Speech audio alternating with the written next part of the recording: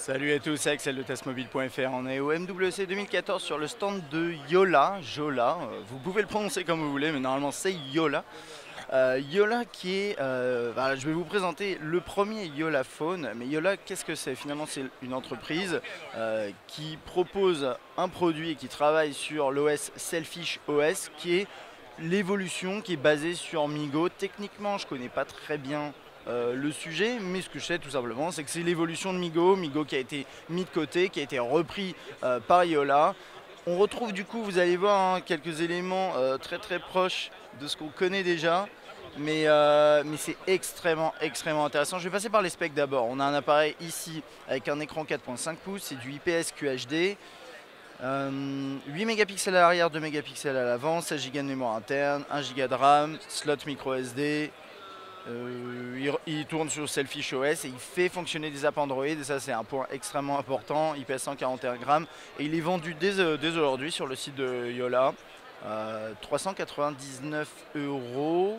Je regarde juste si j'ai oublié quelque chose. Non. Ok, on va du coup pouvoir passer à l'appareil. Je vais le verrouiller, on va regarder ce qu'il y a là-dessus. On a la caméra frontale, la sortie audio, quelques capteurs. On a un design vraiment très on va dire basique, mais enfin très géométrique, angle droit, assez classique. Mais finalement, on voit bien qu'il y a une optimisation qui est faite pour le tactile, hein. Toute la place est quasiment occupée par l'écran, même si les bordures ne sont pas à ce qu'on peut qualifier d'extrêmement fines. On a en dessous une zone ici où il n'y a pas vraiment de bouton. C'est tout simplement parce qu'il n'y a pas besoin. Vous verrez dans l'interface, c'est comme en gros, vous connaissez peut-être le N9, eh bien on reprend vraiment cette base-là et on la retravaille. Là, on a tout ce qui est haut-parleur. À droite, on-off, volume. C'est des jolis boutons qui ont l'air très bien intégrés. Là-haut, on a le micro USB, si je me trompe pas, je vérifie juste, ouais, c'est ça. Et le jack. Petit logo là, Yola, un tout petit, hein, ici. Ils essayent pas de trop mettre en avant la marque, mais elle est là, elle est en petit ici. Là, on a un micro secondaire, rien sur la tranche gauche. L'appareil photo, le flash qui est caché ici derrière la sécurité, hein, malheureusement. Et une belle coque ici en plastique brut. Alors, comme vous pouvez le voir, il y a un aspect partagé en deux sur l'arrière. En fait, vous pouvez changer la coque arrière pour accéder à différents contenus, changer l'interface, ce genre de choses. Potentiellement, ce genre de... En fait, ils ont sorti un SDK qui exploite cette feature, cette fonctionnalité-là. Pour l'instant, c'est lié... Alors, par exemple, il me semble qu'ils ont notamment... Ils vont développer... Vous savez, Yola, c'est une entreprise finlandaise et ils bossent avec... notamment Rovio pour proposer des choses, et vous pourrez avoir par exemple une coque arrière Angry Birds, vous la connectez et vous avez une interface Angry Birds, ce genre de choses. J'ai posé la question, ok, donc potentiellement est-ce qu'on peut avoir, je ne sais pas, un téléphone modulaire avec une coque arrière qu'on peut changer et qui pourrait faire passer, imaginons d'un dual core à un quad core, imaginons. Ah, pourquoi pas. Enfin, voilà, il y a des possibilités qui sont offertes par ce système et c'est intéressant. On va du coup passer dans l'interface, je pense qu'on a fait le tour là-dessus. Premier truc à savoir, c'est Selfish OS. Vous avez des applications spécifiques Selfish et vous avez les applications Android qui tournent en native. Apparemment, il n'y a rien à faire. Peut-être une ligne de code à changer, mais d'après ce qu'on m'a dit, il n'y a rien à faire. Et vous allez voir. Donc là, on est sur l'écran de déverrouillage. On tire vers le bas. Hop, là je l'ai loqué. Double tap, hein, sur l'écran. On tire vers le bas et on a des petites notifications. Enfin, on a des petites vibrations qui permettent d'accéder très facilement en fait à certains paramètres. Donc typiquement, vous le sortez, vous n'avez même pas besoin de regarder sur votre écran. Vous faites ça, vous savez que par exemple 3 vibrations, c'est l'appareil photo, 2 vibrations, c'est le téléphone, etc.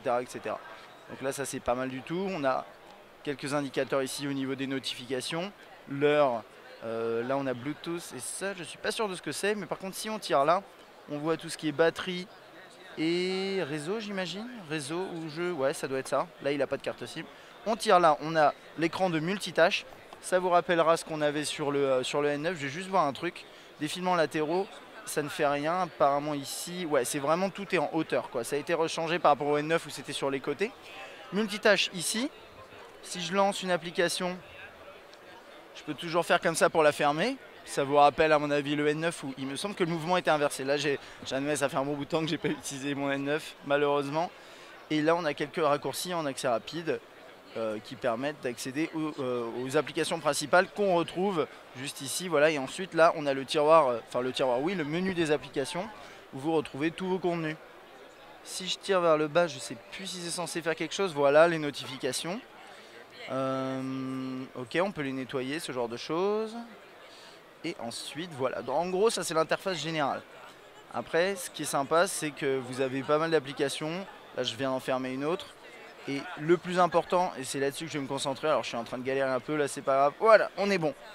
Je vais vous montrer les éléments principaux, par exemple tout ce qui est appel.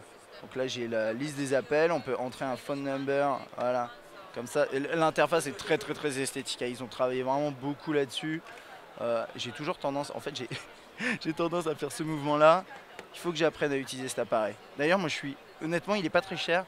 Je suis assez tenté dans la mesure où il te fait tourner des applications Android d'en acheter un. Mais bon, bref, ça je vous le dirai je vous dirai si j'ai finalement acheté cet appareil.